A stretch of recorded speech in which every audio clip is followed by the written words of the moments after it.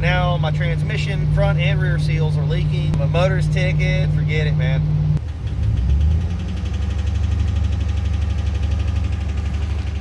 Headed to go pick up a 6-liter LQ4.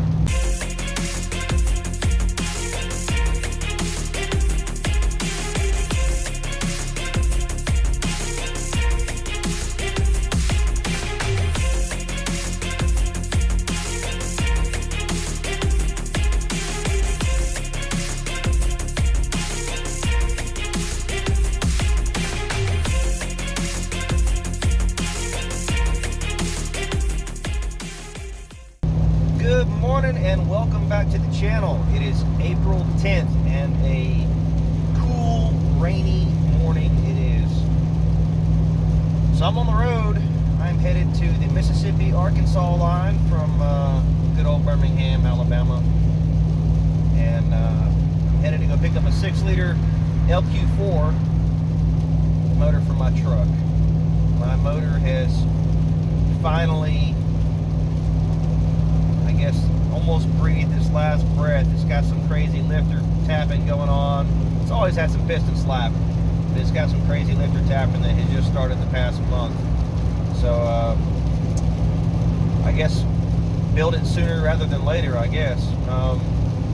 So anyway, on the way to, it is actually Sunflower, Mississippi, where I'm headed to. So I'm headed there. I found a motor about 2 weeks ago on Facebook Marketplace. It was a really good deal. So the guy I'm buying this motor from, he has a Chevrolet, 2001 Chevrolet 2500 HD, and he apparently rolled his truck, which had 140,000 miles on it. So this is a low mileage LQ4. I found it, found the listing, I jumped on it, sent him a message, said, dude, please remove the listing, mark it as sold. I didn't want somebody else to try to come snatch it out from under me. And I told him let me know when I come get it, and today's the day. He told me I could grab it this weekend, so I'm on the way to go get it. So a quick little update on the truck while I'm in here yapping. The rear end went out about 6 months ago. Started roaring and making all kinds of noise. I went ahead and took it down to a local shop that does drive shaft work and angles, pinion, and all that stuff. I've had this McGaughey's bracket that raises the drive shaft center carrier bearing. I've had that for over a year. Never did put it on the truck. I'm pretty sure the angle of the drive shaft messed up the rear end of my truck, which caused it to start making crazy noise. So took it down there, had them install the carrier bearing, and after the carrier bearing was installed, I went ahead and ordered a Dana True Track for the rear end and a 390 running gear, I believe is what it was. Had all that installed, got new axles, axle seals, pinion seal, all that, and got the truck back. I drove it to Nashville. The rear end started smoking. It was crazy. I came back home to Birmingham, took it back to the shop, and I had it redone again. And they said that my vent tube was ran incorrectly, and they said that I had to, my exhaust was dumping on the axle, because there was an axle dump exhaust, and they said it was getting the axle too hot, and it was creating unnecessary heat and burning it up. So they rerouted my vent tube, said it might be clogged up, rebuilt the whole rear end, cut my exhaust, shortened it probably a foot or two, and then welded it back together. I drove the truck for another week. It was still smelling bad, and then all of a sudden it was leaking oil from the or gear fluid from the rear end on the front of the pinion seal. Took it back, they replaced the pinion seal. The guy was blaming it on my truck being lowered. It's on a 4.6 drop from McGaughey's. He blamed it on my truck being lowered, and he blamed it on my exhaust. There's plenty of lowered trucks around the country that don't have this issue. There's plenty of trucks with this exhaust. Companies sell axle dump exhausts all the time. It's located in the same place as mine with no issues. They've had zero issues with rear ends overheating. So I took it back to this guy. He fixed the pinion seal again. I take the truck home. when I get home, I climb under it and look. I've only drove the truck 20 minutes. I get home and the front pinion seal is leaking again. So I washed my hands of this particular shop. I'm not going to throw them under the bus. And I went ahead and went down to another shop, and I paid again to have the whole rear end rebuilt again. New axles, axle seals, pinion seal. This particular shop has a stand-up, warranty. They're good. 12 months warranty on the rear end build. I've got 0 issues. No leaks. Truck runs good. No complaints. So I finally got that back and done 3 weeks ago. So now my transmission front and rear seals are leaking. My motor's ticking. I just said forget it, man. I'm headed to go pick up this 6.0. I'm going to tear it down and put new head gaskets on it, chromoly push rods, roller timing set, do a tuning upgrade, probably some larger injectors, a TBSS intake manifold, obviously the lifters and the cam. Drop it in the truck, and I'm going to run it over to another local shop and see if we can get it tuned and running. So anyway, here we are. Next stop, Mississippi. All right, here we are pulling up in the middle of nowhere, also known as Sunflower, Mississippi. Picking up this LQ460 for this Silverado. Got to drive all the way out this field to get to this guy. That might be him on the tractor over there. Nice driveway. Not lowered truck friendly. Yeah, he's meeting me on the path here.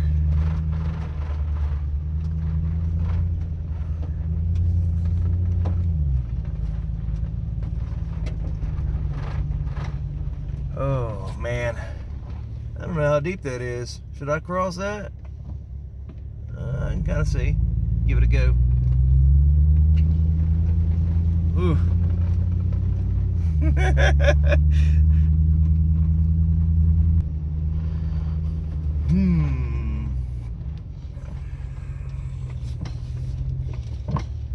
Is that it? Way over there on the ground.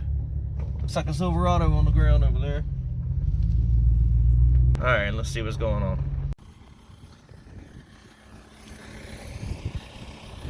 I made it through the mud and all. I'm here.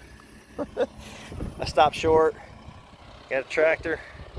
Picking up the motor. I've already looked at it. I'm going to bring it over and stick it in the truck. There it is, rolling around. In the middle of nowhere. Guess I ought to climb into bed.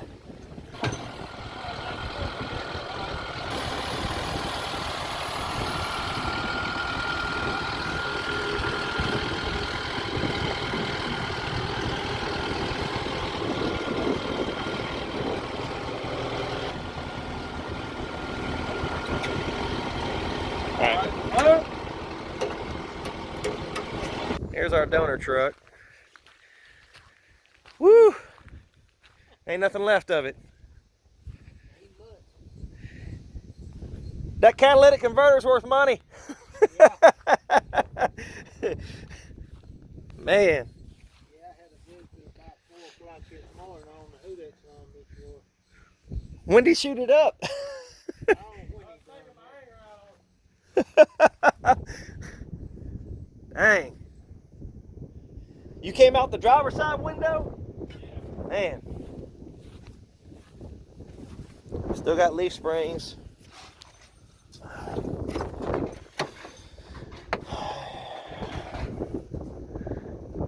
Whew. I'm gonna rebuild this one.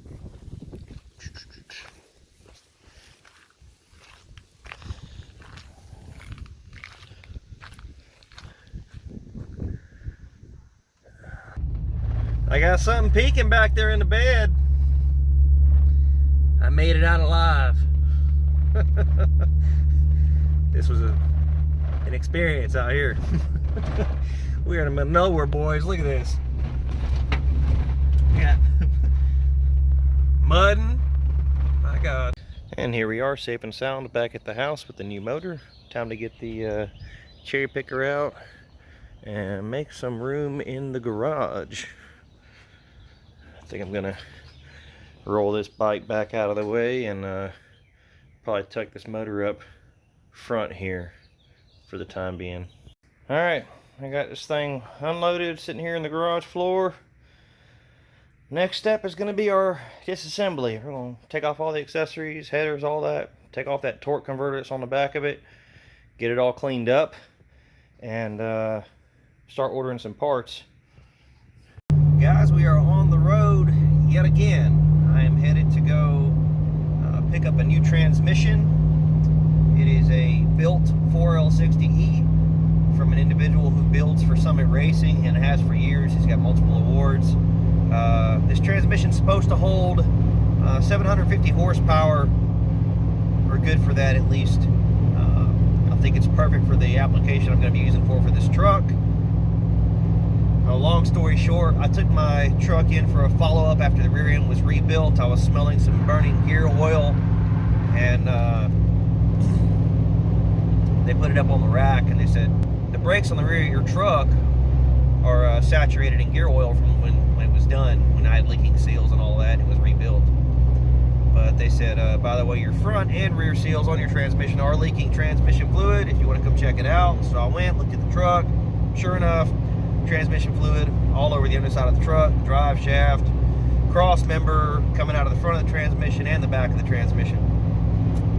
So if I'm doing a motor swap to this truck and I planned on building the transmission, this is I have a company vehicle that I drive during the week, but this is my daily driver, if you will, on the weekends. I do have a motorcycle also, but I can't afford to leave the truck down for too long at a time. So I'm going to go ahead and buy this transmission, and then when I swap the motor, I'll just swap the trans and the motor at the same time, and I can do it in a weekend, and I can just sell my transmission that I've got in the truck.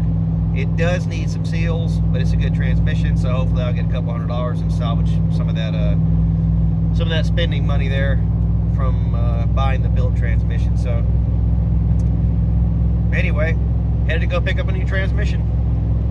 So I'm here with Brandon Swan in his shop. He is the builder of my current transmission, which is sitting on the floor right here behind me. I'll be taking this bad boy home here in just a little bit so I can slap it in the truck here in a couple weeks. So Brandon, tell me a little about this transmission and what you got going on inside of there. It's just a full, complete, upgraded build. It has Alto Performance friction clutches and steels.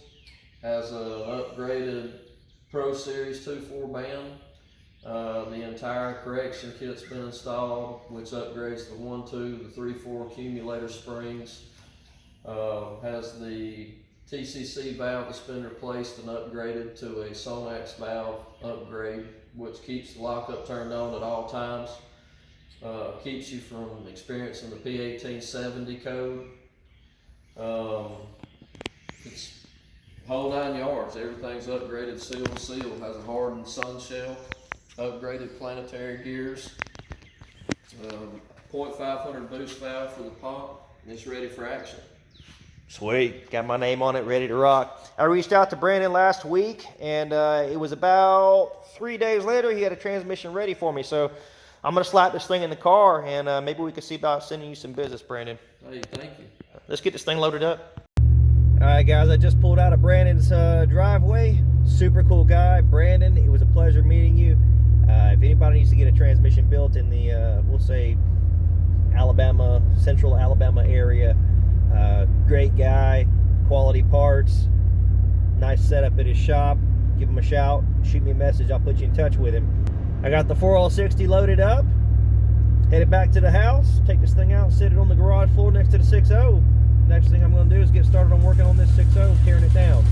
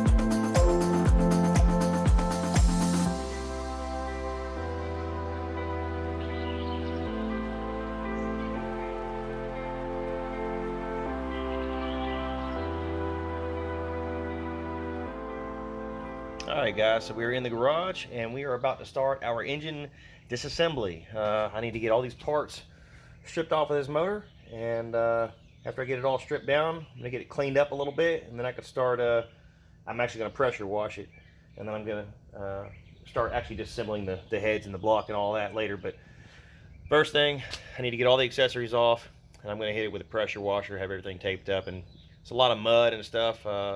This was in a rolled over truck. It was in a ditch. And I think he'd been off-road a couple times. So anyway, get all the accessories off, and we're gonna get this thing cleaned up.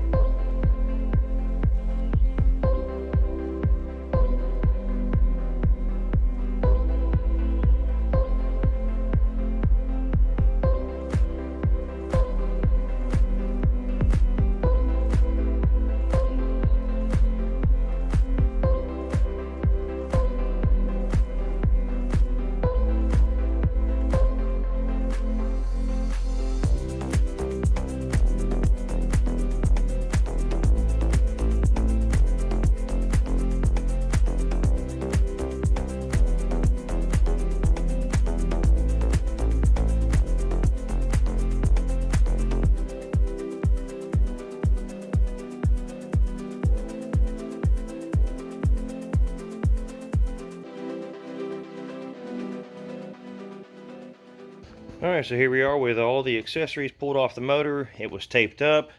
I went ahead and had a lot of dirt, grime, grease chunked up on it, caked up all over it.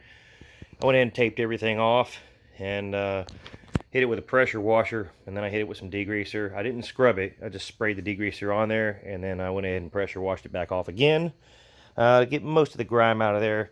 It was so nasty, it was going to be a continuous cleaning effort. So I said, you know what, I'm gonna go ahead and seal it up, clean it off.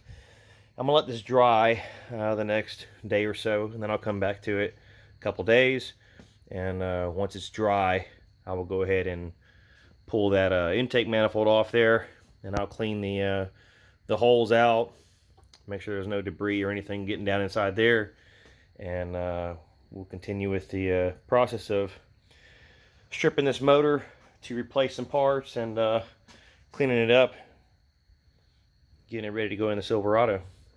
Thanks a lot for following along. If you liked the video, be sure to click that like button and also subscribe so you'll be notified of future content being released. You're watching DIY Dozer, and this is episode 2 of the Silverado build. There's many more to come.